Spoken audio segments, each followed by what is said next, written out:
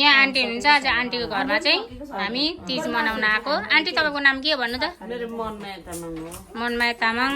अनि आज तपाईँ घरमा तीज मनाइराखेको होइन कस्तो लाग्यो आजको तीज ठिक लाग्यो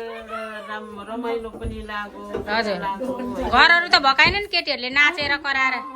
मलाई दिक्कत पनि लाग्दैन मलाई रमाइलो लाग्छ ला गुड आन्टी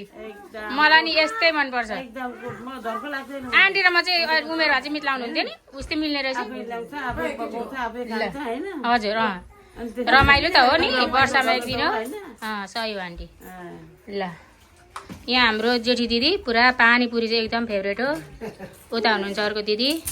रिका दिदी केमा पानीमा हामी चाहिँ यहाँ पानीको कार्यक्रम भइरहेको छ है गाइसहरू एकदमै पानीपुरी बनाउने चाहिँ सिस्टर यता हुनुहुन्छ भाइ